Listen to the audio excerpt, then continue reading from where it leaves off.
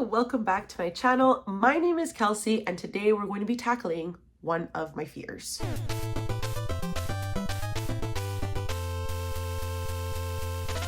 So I decided it would be a really fun thing to read books that have my fears. You know, they say in order to combat these fears, in order to tackle them, you need to face them head on. And so I decided, let's do something fun. I've been missing some horror in my life. I haven't read horror in quite a bit of time, and I just want to spark my love of reading again. If you watched my last vlog, I spent the entire first half of this month struggle bus city over here, and I just want to read something fun. I want to read something that'll scare me. I want to read something that will provoke an emotion out of me that isn't hate. So I'll be tackling my worst fear, clowns.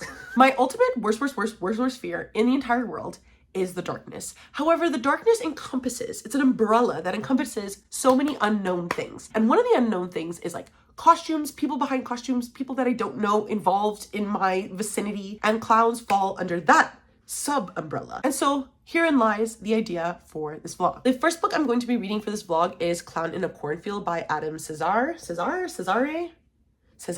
I heard about this book because a lot of people really liked it and say that it's like really gory for YA, and that's something I love. I am a big baby.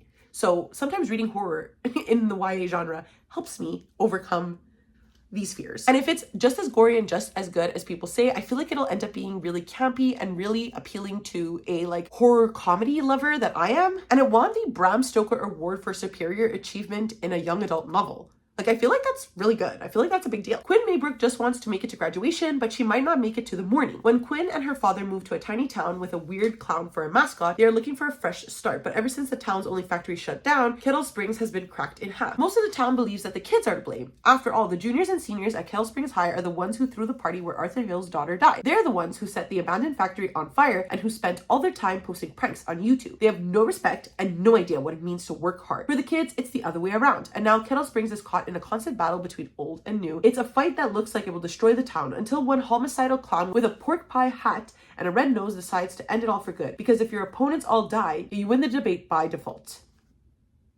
I'm obsessed. So I'll be starting this like literally right now because I have 3 days left on the audiobook at the library. There's no one behind me, so I could potentially take it out again if I need to. You know what? I think I'm going to challenge myself to finish this in like 3 days just because I really want to catch up on my reading, catch up on my goals. I think I'll be able to read it. I mean, it's fast-paced. It's supposed to be fast-paced anyways. The second book I'll be tackling for this vlog is a behemoth that this behemoth that I've been wanting to tackle for years. I enjoy the concept of it. I like the movies. I like what it's tackling. So I think I'm going to like the book overall. Do I like the size? It's like half a foot tall, which is crazy. No. I have the audiobook for it. I think I'll be able to handle it. I already know the stories because I watched the movie, right? So I feel like it will be easy to follow along. I don't know. I have big goals to finish this, and hopefully I will be able to finish it in the next week. Going to start Clown in a Cornfield now, and I'll give you an update when I'm like at the 50 to 100 page mark. So I wanted to come here and update you quickly because I did get to page 100 in Clown in a Cornfield, and so far I'm enjoying it, but nothing has really happened yet. Basically, we have our new student Quinn who comes to the town. She joins a new school and she realizes that there's something off about the relationship between the adults of the town and the teenagers of the town. So we're aware that the teenagers are more rambunctious. There's a prologue from 1 year ago where they're throwing this like party at an old mill, and one of the girls loses her life. And it was an accident, but clearly something derived in the like vibes of the town between that event and now 1 year later. And so Quinn is joining into this like atmosphere and being sort of misjudged by the adults in the town and trying to figure out the dynamic between the two. And we don't really know. We got one chapter where we're at like the town meeting, and you can clearly see that the elder people of the town, the adults, are very judgmental, concerned. They want to put their town back on the map, and right now they feel like they can't do anything because the teenagers are like ruining their lives essentially. So Quinn becomes friends with the children that we met in the prologue chapter because they all got in trouble in one class when one of their teachers like sort of reacts in such a negative way to the children. The children are obviously like just misbehaving like normal, I think, senior high schoolers do. And this teacher loses it, sends them to detention. Quinn is among the people that get sent to detention, so that's how she meets this group. We're currently at the Founders Day parade, and this is the parade where they are like celebrating the creation of the town, obviously, and the town mascot is this clown named Frendo. Everyone is wearing Frendo masks, so I really feel like something gory, something intriguing is going to happen in this chapter to sort of set off the rest of the book. That's where we're at right now. We've really opened up the vibe of the town, the vibe of the book. I don't have much thoughts on like my feelings or my readings for the book, just because the first chapter was just like sort of opening us up to the town. So right now, it could go anywhere from here. Oh my god, this is gory. Quickly, I just want to talk about where I am in Clown in a Cornfield. So I'm chapter 15, page 201, I believe. So 2/3 of the way through this about. It really got intense. This last 100 pages is really when the slashing starts, the killings. They've been incredibly gory, which I really do appreciate. Not because I like want teenagers to get killed, but just because I appreciate that a novel can have such imagery to make me feel like I'm watching a movie, make me feel like this goriness is coming from a movie. I'm not gonna get into like who died because I feel like that might be spoilers, but Quinn is currently alive with Janet, and they are with Quinn's neighbor Rust, and Rust is the like hunter of the town, of the small town. He has a lot of guns, so they've aligned themselves very well. We'll see what happens. Obviously, like the 100 pages was just pure creepy action. Not much to say in terms of like character development, but in terms of like keeping me engaged and keeping me enjoying the book from like where I was 100 pages ago, definitely an improvement. So I'm going to, I think, try to finish this one today. I'll probably update you once I'm done because I only have about 100 or so pages left. Hello, so yesterday I did in fact finish Clown in a Cornfield just before I had to send it back to the library, so I'm really happy about that. And I'm also really happy because I ended up thoroughly enjoying this. So despite it having a really slow start, as we saw, the plot ended up having everything I've come to really expect with like a good slasher, or at least a slasher that I would enjoy. There's a small town with some seedy residents with some like weird goings on. There's idiotic and oblivious teenagers who are making mistakes that we just want to like shake them for. There's a killer with a really interesting motivation, and a new girl who ends up dealing with the consequences of this town and becoming the final girl. It was fun, it was campy, and it was exactly what I was expecting when I went into the book. Plus, having the additional clown killer added this additional spook factor for people who are afraid of these suspicious red-nosed individuals like me. But what really surprised me about this book was definitely the amount of gore that was in the book. Cesare was not afraid to have like one of the stabbiest killers I've ever read. And like I mentioned, this killer had a really interesting motivation, and the twist was really interesting because it was a fun take on classic slasher movies. I didn't think when I started the book that I was going to want to read the sequel, because there is a sequel called Clown in a Cornfield 2 Frendo Lives. But now that I'm done, I'm definitely interested to see how it goes, what happens, how Frendo comes back. So I really enjoyed this. I had a great time. It was what I was expecting to read when I picked up this book, and I gave it 4 stars.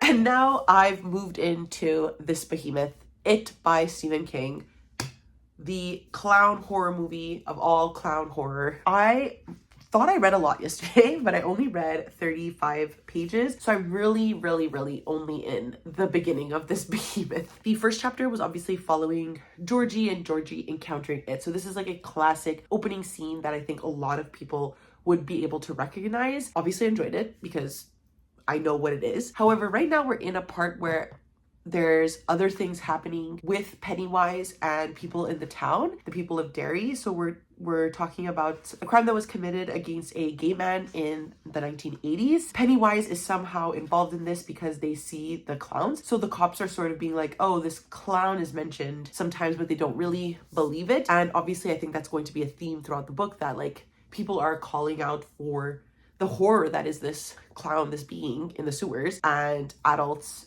grown-up people not believing them, obviously. Because the two people that have seen Pennywise in this book are teenagers and then Georgie. We'll see where this goes. I don't think I'm going to read it tonight because it did take me a long time to do this update today just because I've been extremely tired. I was chilling. I went to the gym. We went for a walk, me and my boyfriend, earlier today. So I've just been like pretty exhausted and not really wanting to read. And now that it's like 10:30, I obviously don't want to read a scary book. So I'm probably just going to read something else that's not for this vlog, and we'll probably continue tomorrow. We do have tomorrow off here in Canada for Victoria, Queen Victoria.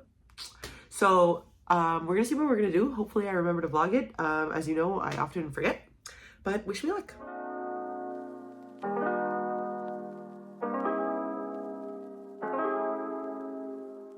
Hello, so am I wearing the same shirt as yesterday? Yes, don't judge me, okay? I worked from home today and I had no reason to change, okay? But I did get to page 145 of It by Stephen King, and I feel like this is a really natural place to stop in the book. We are at the first interlude where they go to Derry, or they might be reverting back to when they were children. But essentially where we are at in the book now, we visited each individual member of the Losers Club in 1985 besides Mike Hansen, and what we know is that Mike has called all of them, and we see where these kids are at in 1985. And what we know, mostly from little snippets of each individual character explaining why they think Mike called them, we get that they made some sort of agreement when they were children to come back to the town if ever what we know as Pennywise, were to like come back. So what we can infer from this is that they defeated Pennywise when they were children, but they have this understanding that, or they had this understanding that Pennywise would come back. And so they went on with their lives. It is roughly 30 years later, so they're all at different points in their careers, in their lives, in their marriages, and they are all being called back to Derry. That's what I know for now. What's really interesting, obviously, is that besides Bill, every other character, we haven't met them yet in their children era. That's going to be really interesting to meet them sort of backwards. And I really like that. I always really enjoy flashbacks in novels and how they relate to the characters that we have in the present. So I think that that's going to be a really interesting dynamic that we're going to see. So it is now about 10 p.m. I think I'm going to read a bit more before I start getting ready for bed, just because I've already listened to like 6 hours of the audiobook and I'm just here.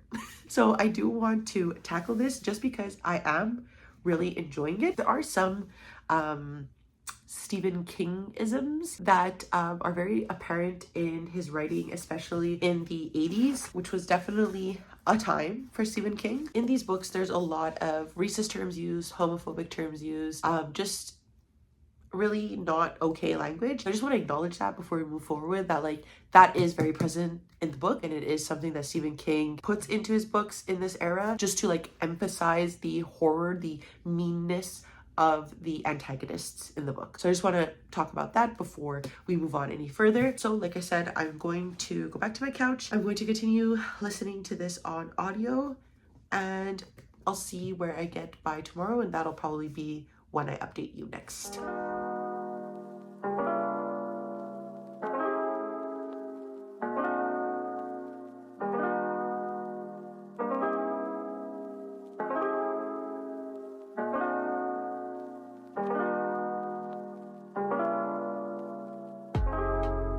Hello, so while I'm waiting for my coworker to call me, you know when people are like, hey, can I call you? And then they don't call you. So I am now like about 460-ish pages into It by Stephen King. It's in the living room and I don't feel like going to get it. So everybody knows what this book cover looks like. And I'm enjoying it, but I'm definitely like, this is definitely the most Stephen King issued book that I've come to like read. I know I haven't gotten to like most of his works. He has so many works that I haven't been able to keep up with, obviously, because I do want to try to read everything. I'm not sure really how I'm appreciating this one compared to his other works, because like obviously I enjoy the Losers Club. Like I like the kids and I like the concept of it and like what they're going through. There's so much like problematic stuff in this book, and sometimes you're able to ignore it and just appreciate the work for what it is. Obviously that's a very privileged statement, but it's so graphic in this one that it's like even the most privileged of peoples I think wouldn't be able to distance themselves from the language that is being used in this book. I'm in a interlude now, so the interludes are written from Mike, and Mike is the only Black person in the book, and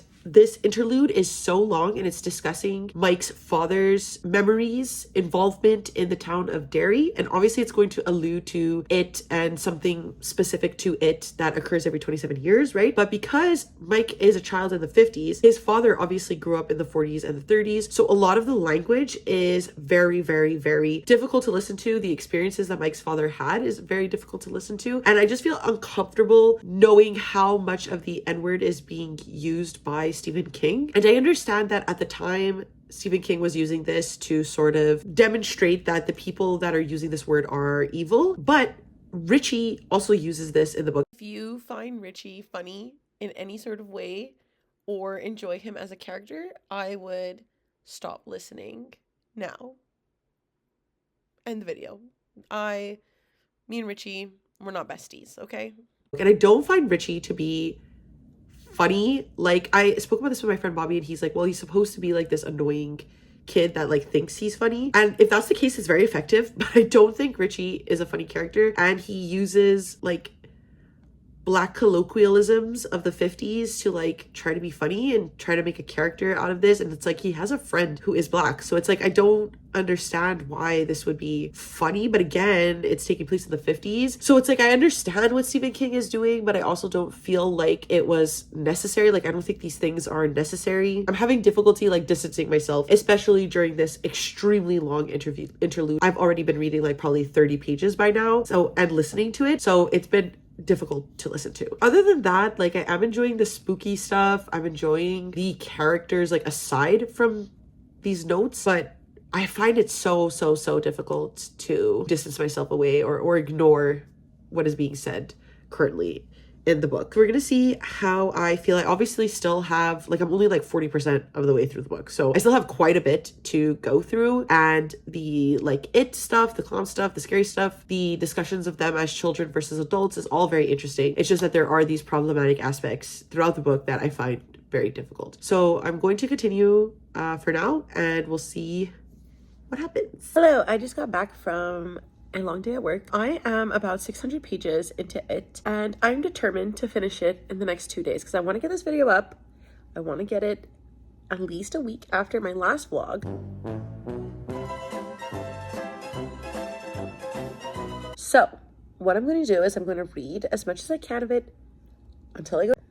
It cut off, but what I meant to say was that we're going to read as much as we can, and then we'll reconvene at the end of the night and see how far I got. So given that I'm at page 780 and about 320 pages from the end, I feel like this is a good point to really check up on my feelings of the book and how I'm doing with the overall plot. I am enjoying it, so to say. So like I like it as a concept. I like that this is this mythical being that affects the town of Derry and only the children are able to see it until obviously we get into the adult perspective of the Loser Club. And I like that its primary form is a clown because obviously the whole point of this vlog was to tackle one of like my greatest fears, which is clowns, and that obviously comes from childhood and this fear of a person in a costume that I don't know, easily accessible to areas that I am in, like that sort of terrifying unknown adult fear. It is also capable of turning into the other fears of the children. So an example of this is that Richie watches horror movies. He's very into horror movies, and one of the scary movies that he's watched is with werewolves. So it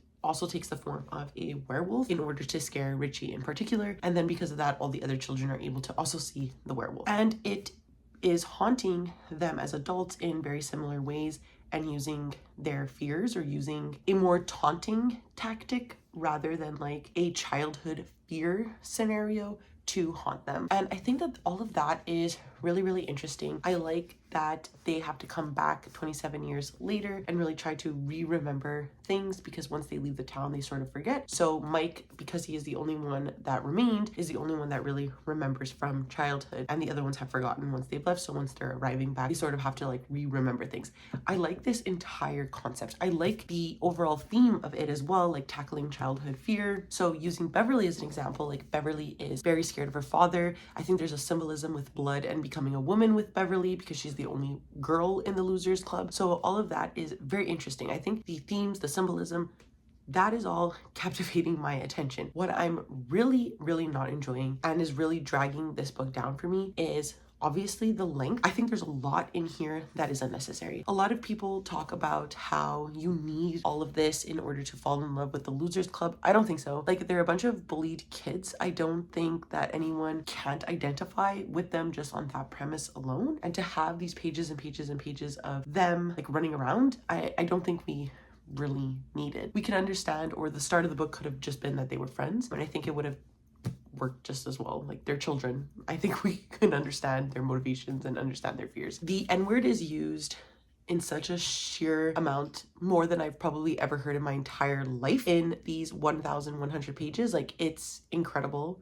how much I'm hearing it. Richie's voices, while I get were probably funny and his jokes were probably funny in the 50s, I just don't find them to be necessary. Like, I don't even think Richie's funny. Like, if Richie was my friend, I would find him fucking annoying. And I guess like that's the point of Richie. I've been doing a lot of Googling to like see what people enjoy. So I'm not coming at this not understanding what people like. Like, I get that Richie's supposed to be this one of your annoying friends that's like funny but sometimes takes it too far and like doesn't know when to stop. Like, I get it. I don't need 700 pages of him doing that to understand that that's his character. It's so hard to continue reading this because I don't find the other kids to be as bad. Like, I think some of them like laugh at Richie's jokes and they might agree or make jokes themselves, but it's not as excessive. Richie just comes off as this really annoying character to me and I really don't like him. And the other characters are fine, but I just feel like I don't have the love for the Losers Club that I think a lot of people do, and I think that that's what's prohibiting me from truly enjoying this book. So that's where I am right now. I still have, of course, a whole novel length left of the book, but it feels like so little because of how long this book is. So we'll see what happens. I know what happens at the end and I know I'm not gonna like it, so I'm already like predispositioned to not like the ending with the children because I know what happens. But I'm interested to see how the overall book ties together and the overall themes and the overall subject of it and how they defeat it itself. I'm really going to try to finish this tomorrow. I think I could do it, but I have to really like double down and concentrate on it.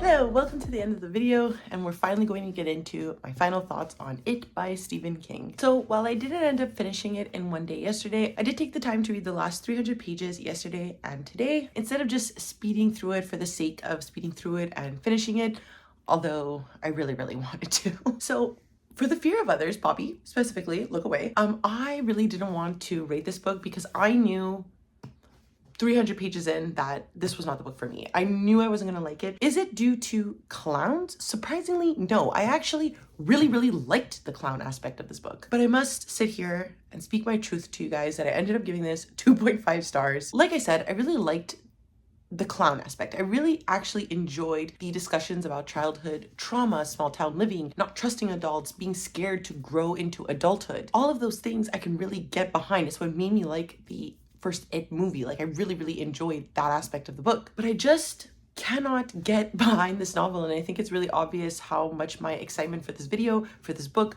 dwindled over the last week. For one, I feel like this is a common criticism for it, but I just feel like it's overly long, and I like long books. I've read books that are over 1,000 pages. Like this, while a huge feat and I'm so proud of myself, was not anything crazy for me. I understand that maybe all the extra stuff that happens in this book, like within the interludes and whatnot, was relevant, but I don't feel like all of it was. Like, a lot of this could have been cut. It just felt verbose, and it made the overall plot, like the actual parts we care about, feel incredibly slow for a novel that was supposed to really scare me. And don't get me wrong, there are some really grotesque and scary scenes in this book, but it just felt overshadowed by all that useless information and those useless chapters, quite frankly. Additionally, obviously, I've mentioned it several times in this vlog, but coming in at no surprise, the things I hated the most about this book was the overwhelming amount of slurs and overall language used throughout this novel that was really making it very difficult to read and listen to. Like, I get sort of why it was included. Stephen King did this a lot, especially in the 80s, where he was integrating slurs in order to show that the villains were these really evil, bare-boned evil people, and I get that that's what he was getting at in this book,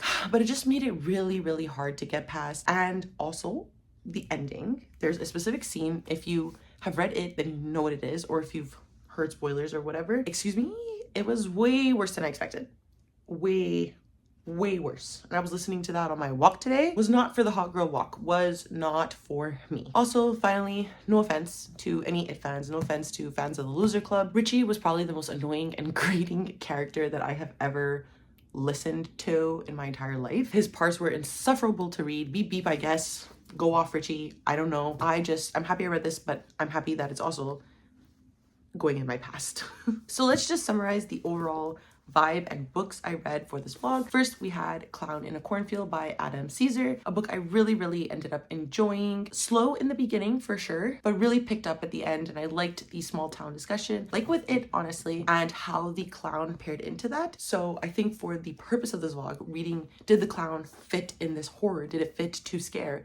And I would say yes. And then of course we have It by Stephen King, 2.5 stars. But did the clown fit for the small town scares? Yes. I do think for this vlog, this was an excellent choice for me. Like, him as a clown is specific to the childhood fear, to the small town living, so it works. And that's it for this vlog. Please let me know down below if you've read any of these books. Did you like them? Did you hate them? Let me know. And if you would like to follow me on any of my other social medias, I do leave a link down below to my Twitter, Goodreads, and Instagram if you would like to follow me there. And of course, because it is the end of the video, please do not forget to like, subscribe, and ring the notification bell. It does wonders for my channel, makes me feel really good. And that's it. I never know how to end these things, so I will see you next time. Okay, bye!